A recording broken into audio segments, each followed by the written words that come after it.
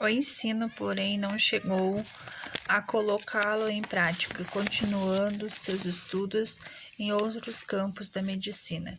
Os primeiros educadores de surdos, que são reconhecidos por deixarem vestígios de suas didáticas, surgiram somente aos poucos, que se sabia sobre os seus métodos de ensino, pois era frequente, na época, manter em segredo o modo como se conduzia a educação dos surdos.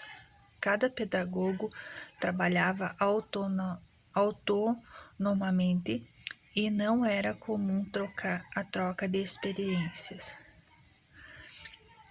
Segundo Silva e Almeida, Pedro Ponce de León foi o precursor da educação de pessoas surdas, instruindo aos filhos dos nobres no monatério de Honan.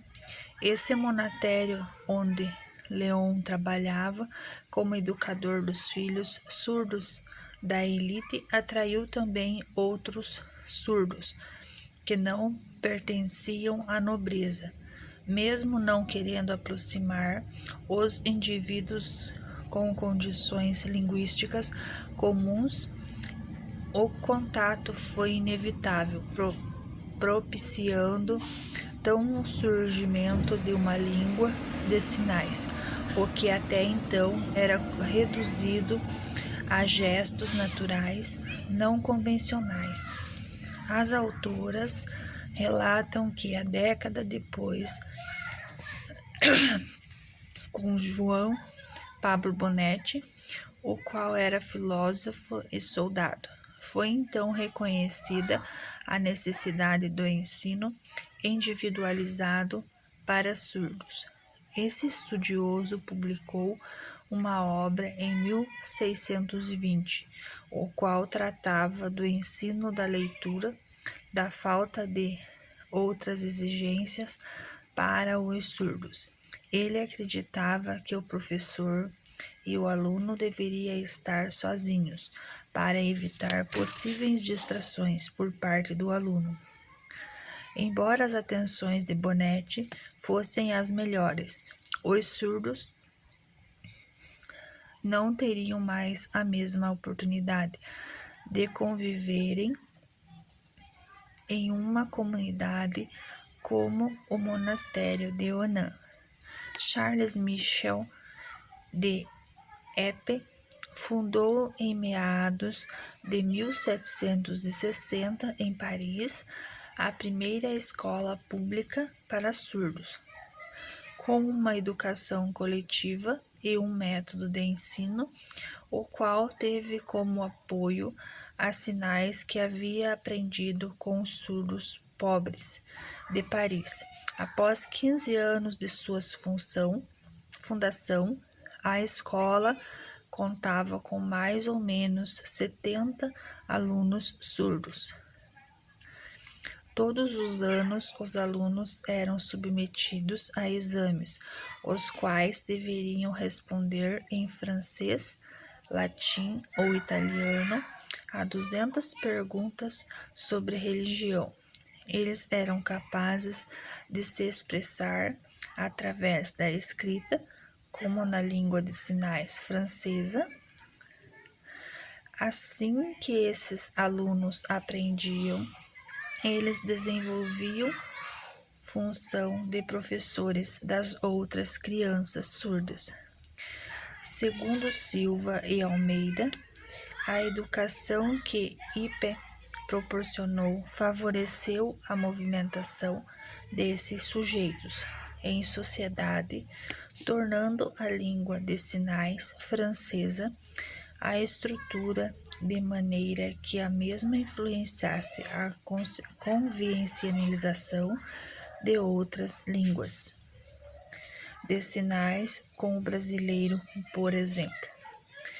De acordo com as autoras, a comunidade surda viveu um momento de glória com a educação de Epe, pois através deles os surdos finalmente podem ser vistos como o sujeito racional. Muitos dos alunos da Escola de Paris se destacaram em diferentes campos do conhecimento.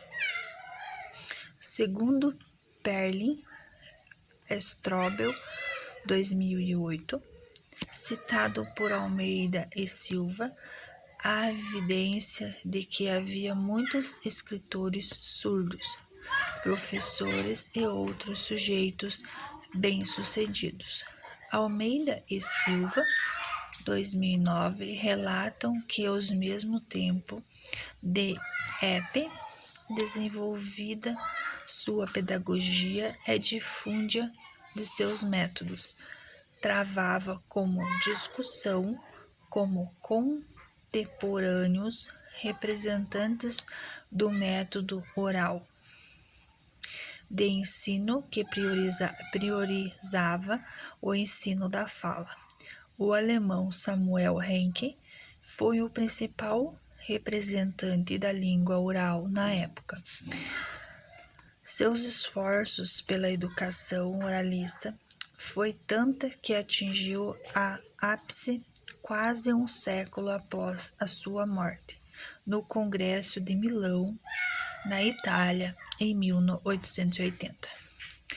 Este congresso marcou o início do chamado Império Oralista, que durou mais ou menos um século. Almeida e Silva, 2009.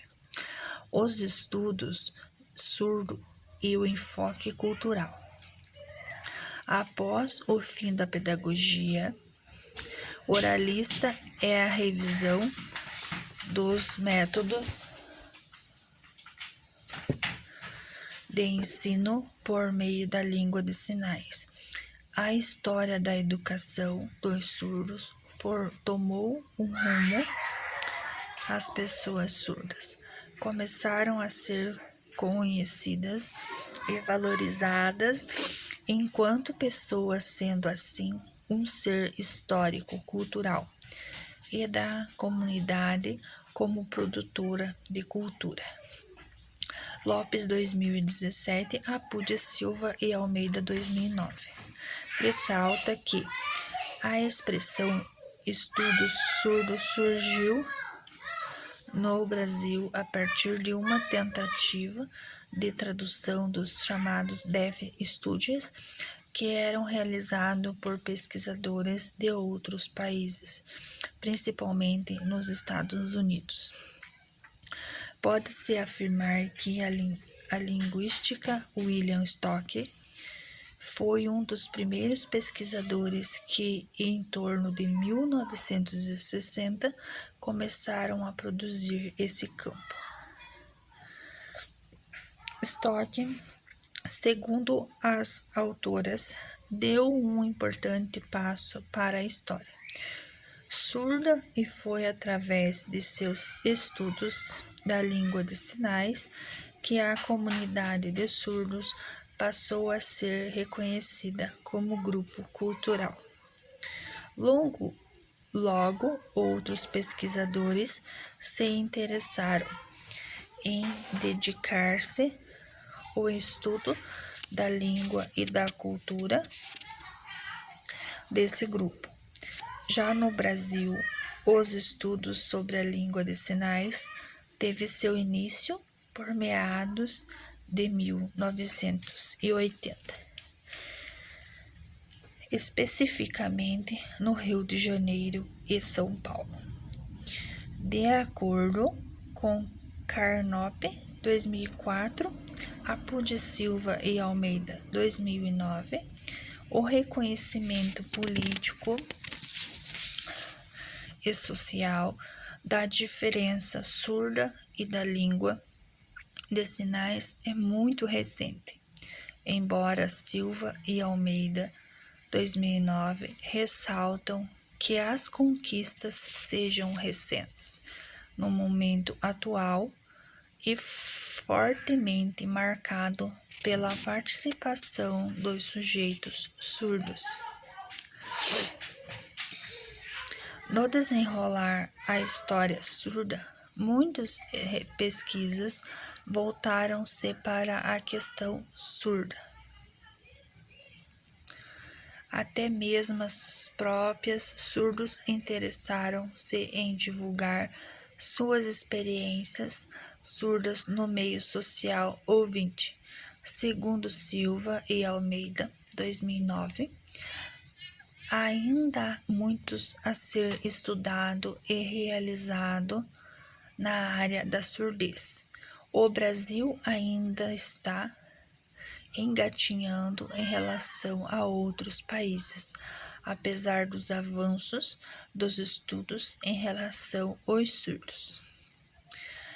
A população brasileira ainda vê o surdo como uma pessoa deficiente, o que torna-se bem evidente no discurso dos ouvintes e bem diferentes na realidade. Apesar das diferenças, os surdos constituem-se como meio social.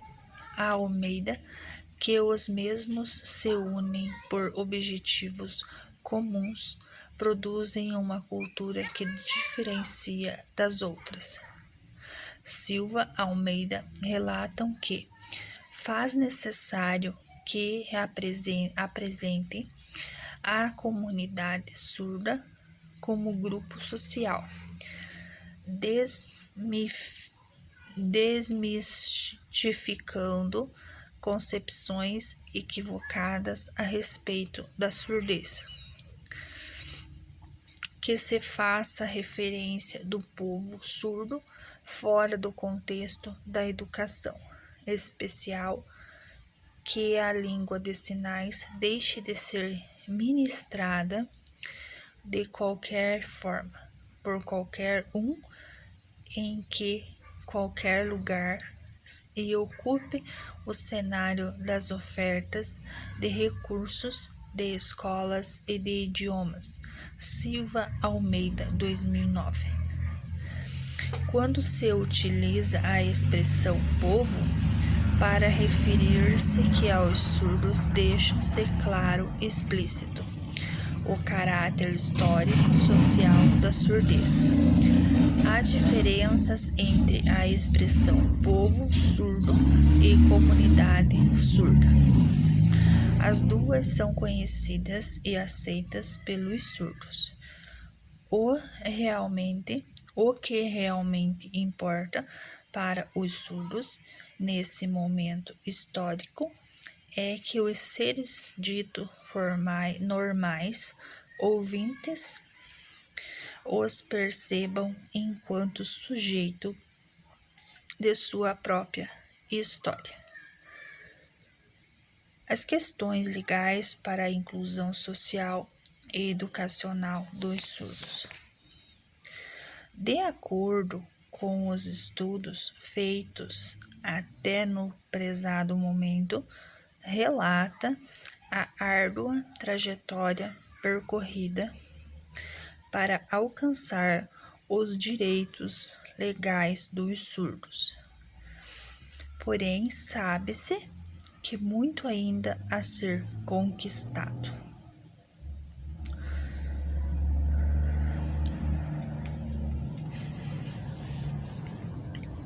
De acordo com Silva Almeida, 2009, desde a Constituição de 1967, existem artigos que asseguram o direito do surdo à educação.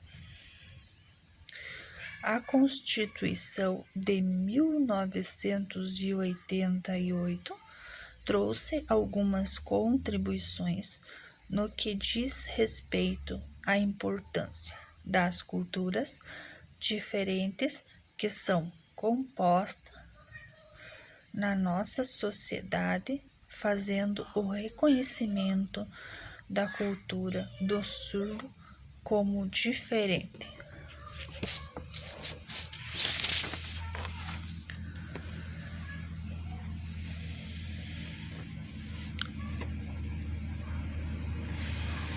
Segundo as autoras, já em 1996, a nova lei da LDB teve algumas inovações, melhorando as perspectivas legais para a educação dos surdos, bem como a inclusão dos mesmos nas escolas regulares. Porém, a maior contribuição somente veio como o Decreto 5.626, de 22 de dezembro de 2005, onde instituiu o ensino aos surdos na língua brasileira de sinais de Libras. Silva e Almeida, 2009,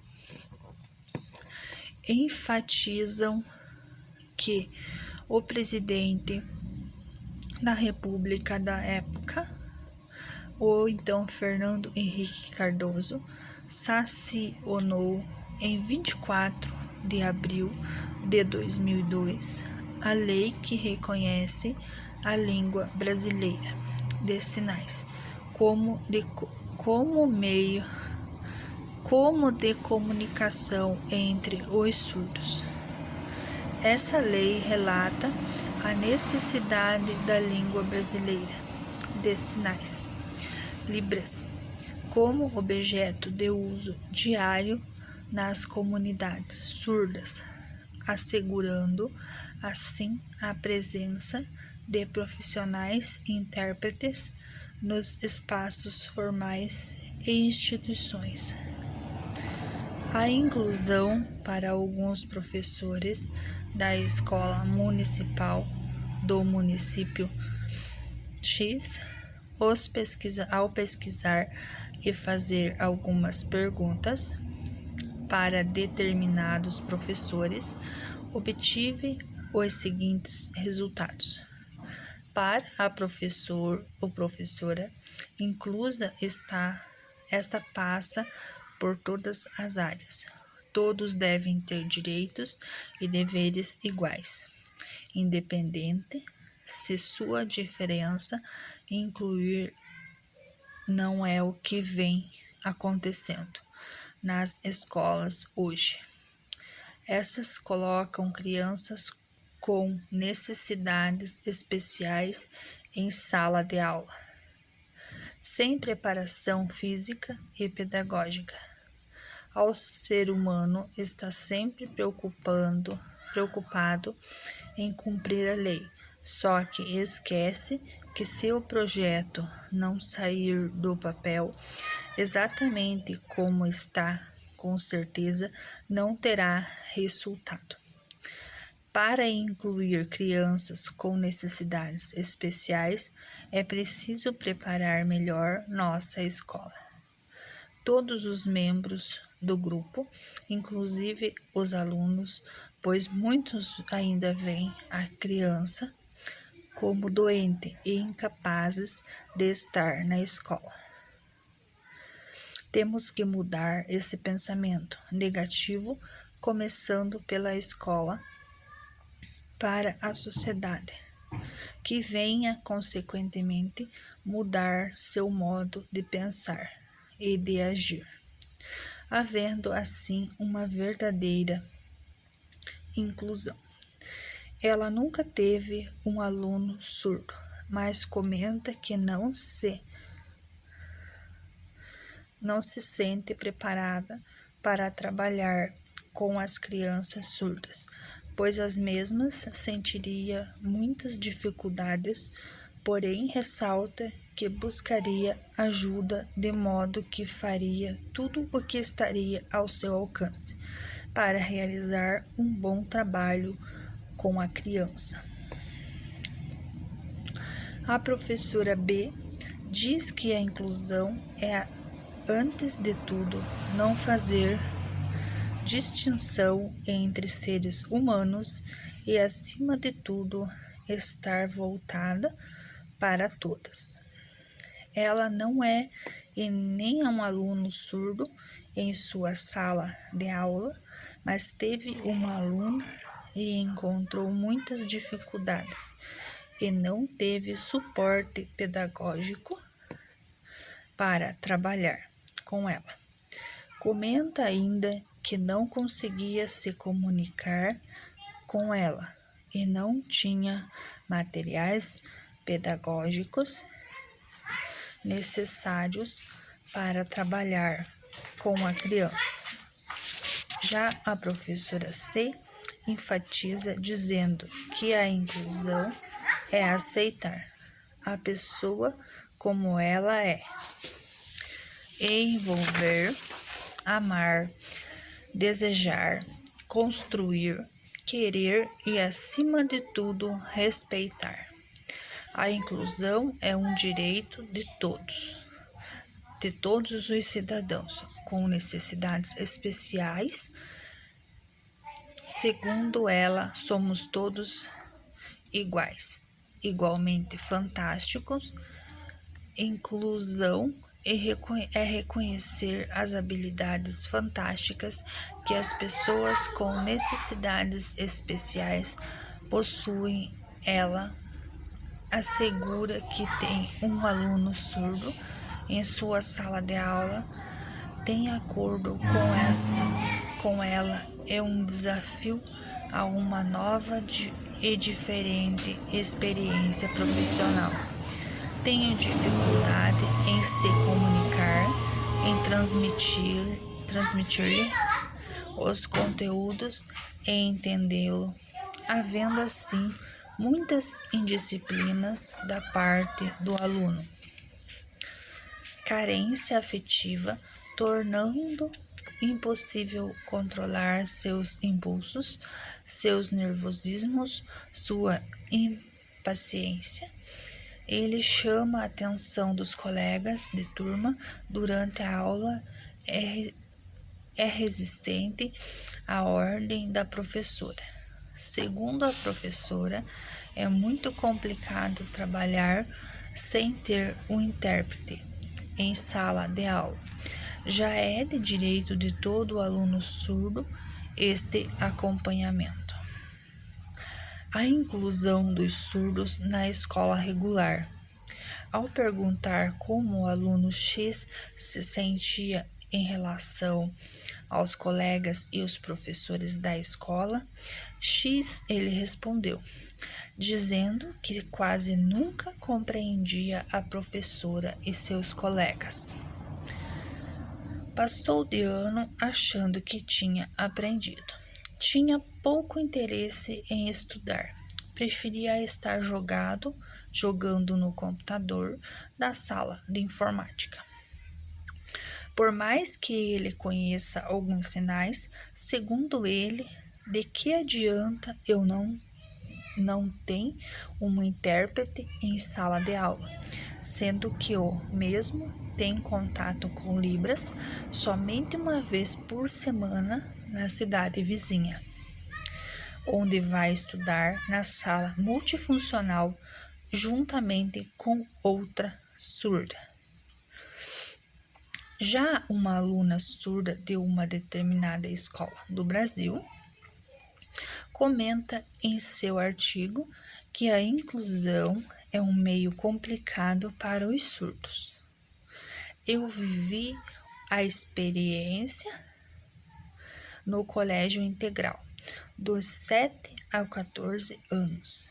Aprendi como conviver com ouvintes, aprendi a facilitar para comunicar-se com os meus parentes, aprender os conteúdos mais desenvolvidos, mas na escola os professores não têm o conhecimento sobre os surdos. Não sabem do que os surdos necessitam. Por exemplo, os professores chamam pelo meu nome. Esquecem que sou surda. Precisam me cutucar ou acenar. Quando falam comigo, precisam falar direto. Não de lado. Como vou entender ela falando se não posso ver os lábios? não entendia quando escreviam no quadro os conteúdos e ao mesmo tempo falando. Eu sempre perdia o que eles falavam, pois tinha que copiar do quadro. As pessoas pensam que os surdos não conseguem aprender os conteúdos se estão na escola em inclusão com os ouvintes. Mas antes, os professores precisam ter estratégias, os conteúdos, as avaliações diferentes para os alunos diferenciados para poder compreender e facilitar os estudos para os alunos. Gladys Perlin é uma pesquisadora surda. Ela comenta que a falta de contato com aspectos culturais das pessoas surdas faz com que as crianças surdas não se reconheçam como diferentes no aspecto de surdez, mas como limitadas, deficientes e incapazes. Assim, sentem-se divididas entre um mundo de sons irreconhecíveis e fala que conhecem como movimentos labiais do qual não se sentem parte. E um mundo de imagens e experiências visuais a povoar seu pensamento que não são explicadas em uma língua que elas possam compreender. Em seus artigos, Gladys declara que não incluir a criança surda entre crianças surdas e incluí-la apenas em grupos de crianças ouvintes e ou mesmo que excluí-la. Relato da experiência durante o estágio. Durante o estágio de observação, bem como a regência em sala de aula, foi possível perceber a dificuldade de trabalhar com um aluno incluso, sendo esse surdo profundo. No momento da aula, ficou nítido o esforço da professora em relação à aprendizagem do aluno, porém, a mesma não passou especialização para trabalhar com o referido aluno, em que os materiais didáticos são bem escassos na escola. Ela busca muitas vezes na internet para poder trabalhar um pouco diferenciado com o aluno, visto que o mesmo tem muita dificuldade em aprender além de sua surdez. A professora relata a preocupação em trabalhar com o aluno sem prejudicar o andamento curricular dos demais alunos, que a falta de experiência de capacitação para trabalhar com alunos surdo faz com que sinta-se preocupa em como e o que fazer para o educando ter uma aprendizagem de qualidade. Ao observar os anseios da professora, resolvi fazer regência na sala do 4º ano para poder entender melhor a situação em que se encontra a professora. Foi bom relembrar das aulas de Libras que tive na faculdade de matemática e na pós de inclusão procurei trabalhar Libras para toda a turma, facilitando o diálogo entre os educandos. Perceber o interesse dos alunos em aprender a se comunicar com os alunos surdos foi gratificante, porém percebi que sem um intérprete em sala de aula torna-se a aprendizagem do aluno muito vaga, pois não é possível trabalhar libras em português ao mesmo tempo, como também torna-se um pouco impossível explicar e interpretar ao mesmo tempo. Essa experiência nos demonstra o quanto somos limitados e que precisamos nos capacitar melhor. É importante enfatizar que, mesmo sabendo e entendendo a língua de sinais, torna-se indispensável a presença de um intérprete em sala de aula.